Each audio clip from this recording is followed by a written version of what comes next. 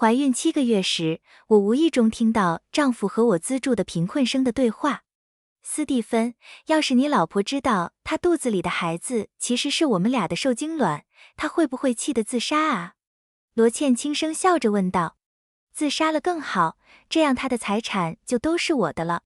斯蒂芬冷冷地回答，就怕她不肯自杀，非要跟我离婚，把我赶出去。所以这个秘密一定要守住，等我们的孩子继承了财产，再给他致命一击。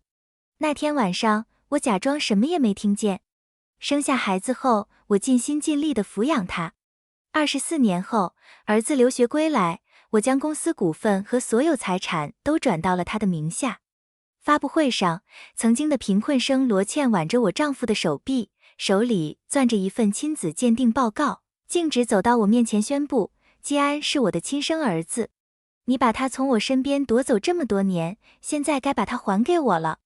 儿子也将一份离婚协议甩到我脸上，语气冰冷无情，快点跟我爸离婚，我们一家3口好团聚。看在你生养我一场的份上，我每个月给你$200生活费。我淡淡一笑，回答道，好啊。老婆，今天不是要去公司开董事会吗？怎么还在书房工作？斯蒂芬端着一杯热牛奶走进来，轻轻放在我面前，声音一如既往的温柔。我合上笔记本电脑，抬头对他笑了笑。基安的老师说他最近有点咳嗽，我约了明天带他去看最好的儿科专家。斯蒂芬感动地抚摸着我的头发，基安稍微有点不舒服，你就这么紧张？等他长大了，一定会好好孝顺你的。我看着斯蒂芬，理所当然地说，当然啦，我是基安的妈妈，我不照顾他谁照顾他？斯蒂芬被我的话感动，温暖地笑了，老婆真好，能娶到你，和你一起养育孩子，是我这辈子最大的福气。我迎上他深情的目光，淡淡一笑，没有说话。我和斯蒂芬在一起10年，恋爱3年，结婚7年。这10年里，我生病时他守在我床边照顾，我加班时他给我惊喜，情浓时他紧紧抱着我，说会永远爱我。如果不是那天无意中听到那番对话，我绝不会相信，这个口口声声说爱我的男人会这样算计我。罗茜阿姨，你终于来了。儿子基安欢快的声音突然从客厅传来。我立刻起身走出书房，只见罗茜推门而入，轻松地将我儿子抱进怀里，还顽皮地亲了亲他的脸颊。小基安，有没有想阿姨呀？他边说边看向我，笑容瞬间凝固，表情有些不自然。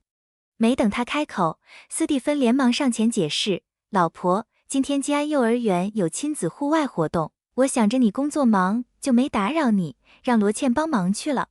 罗茜放下基安，紧张的附和，是啊是啊，达芙妮，你资助我这么多年，我一直想报答你。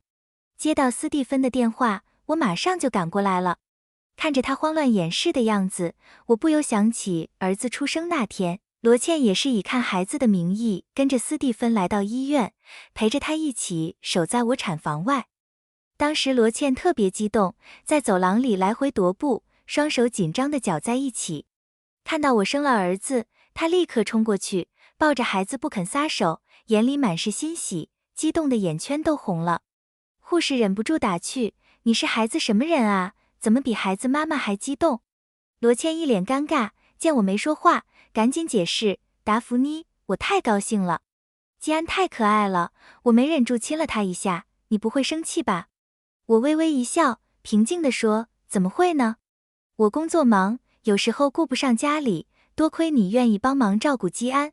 罗茜和斯蒂芬闻言都松了口气。儿子跑过来，仰着天真无邪的小脸问我，妈妈，你今天要去公司，还是陪我和爸爸去幼儿园？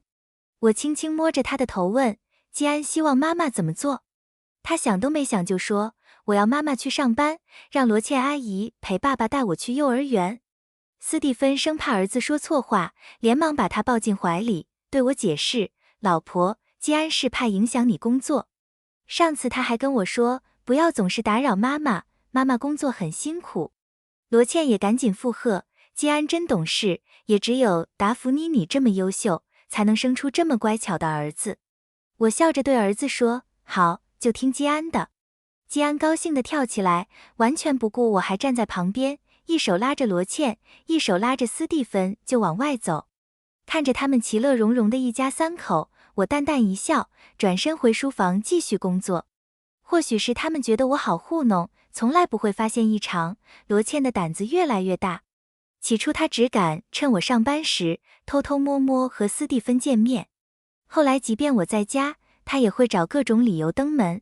达芙妮，我最近在学做饭，想亲手做点好吃的，感谢你这些年的帮助。达芙妮，我老家寄来些土特产，给你送点过来。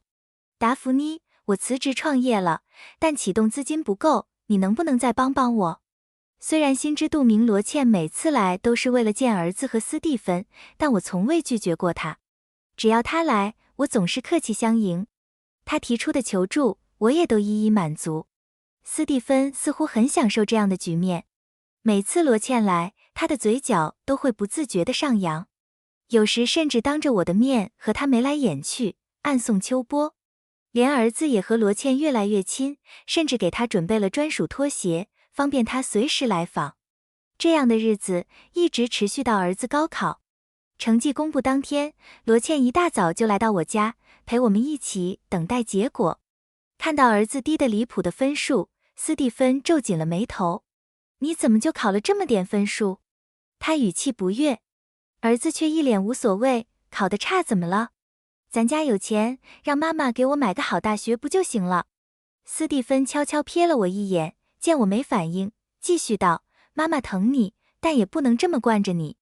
他一个人管理公司不容易，你要争气点，以后好帮他分担，让他放心把公司交给你。罗茜也语重心长地说，基安，爸爸说得对，虽然达芙妮是你妈妈，以后肯定会照顾你，但你也要自己有本事，不然以后怎么服众？看着两人一唱一和，我淡淡一笑，平静地说，没关系，我都给基安安排好了，送他出国留学，回来直接接手公司，反正我的一切以后都是基安的。闻言，三人都露出满意的笑容，我也笑了，不过笑的原因不同，他们笑我傻，我笑他们蠢。办理留学期间，我每天带着儿子去公司，手把手教他处理业务。临行那天，斯蒂芬陪儿子到机场，紧紧握着他的手，满脸不舍。罗茜也特意赶来，大包小包的给儿子带东西，生怕他在国外受苦。两人千叮万嘱，场面温馨感人，俨然一副儿行千里母担忧的生动画面。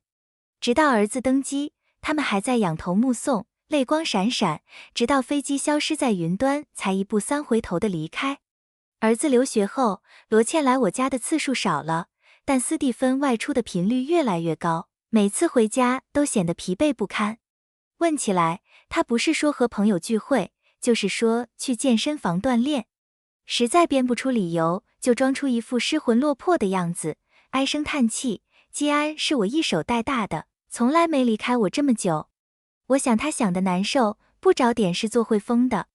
无视他身上若有若无的罗茜常用香水味，我笑着安慰，基安很快就回来了，到时候我们一家就能团聚了。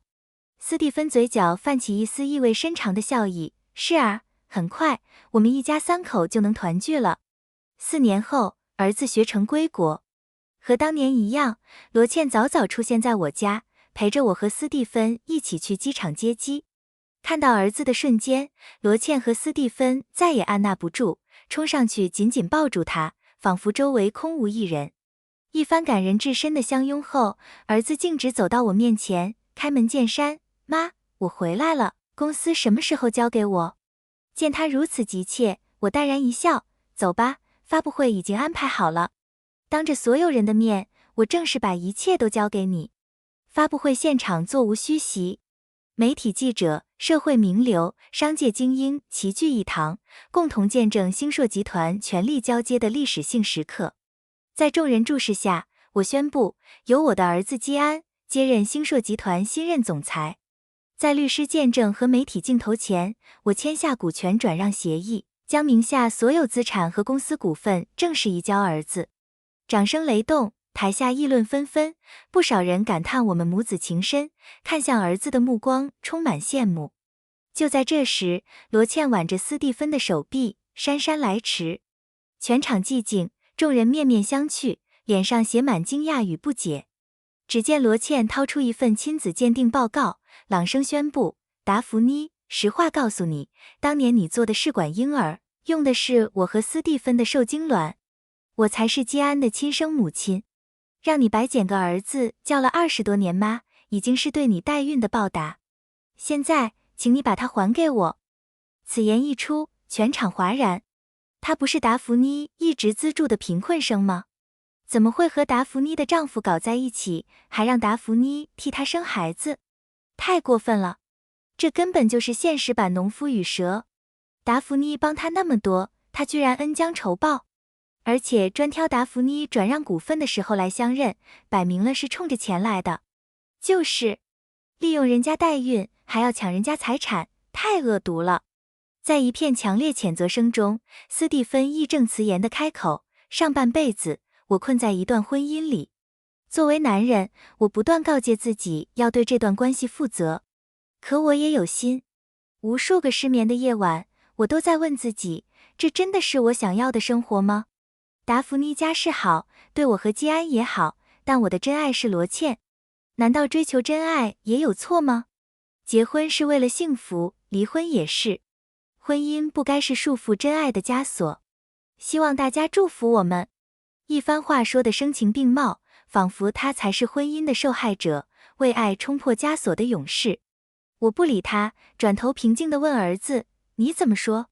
基安仔细看了看手中的股权转让协议，淡定回应：妈，这是我最后一次叫您妈。虽然您养育我20多年，但毕竟您不是我的亲生母亲。血浓于水，希望您不要阻碍我们一家人团聚。说着，他将一份离婚协议甩到我脸上，傲慢地说：趁着今天人齐，您就和我爸爸离婚手续办了吧，还他自由。看在您这些年对我不错的份上，我每月给您$200赡养费。这番话激起众怒，真是有其母必有其子，这一家子什么人啊？就是，谁不知道达芙妮把儿子当眼珠子疼，含辛茹苦养大，结果刚转让财产就认别人当妈，每月$200，打发乞丐呢？他怎么说得出口？我个外人都看不下去了。达芙妮，别理这些白眼狼，就是欺人太甚。众人纷纷为我打抱不平，甚至有人要帮我打官司追回财产。面对群情激愤，罗茜和斯蒂芬却气定神闲，仿佛早有准备。就在众人义愤填膺时，我却淡淡一笑：好啊。在所有人震惊的目光中，我爽快地在离婚协议上签了字。罗茜和斯蒂芬明显一愣，没想到我答应得如此干脆。他们仔细检查了离婚协议和股权转让文件，确认无误后，终于松了口气，脸上露出胜利的笑容。看着他们得意的表情，我也笑了。既然你们送我这么大一个惊喜，我也该回赠一份特别的礼物。斯蒂芬皱眉：礼物？什么礼物？其他人也好奇地将目光投向我。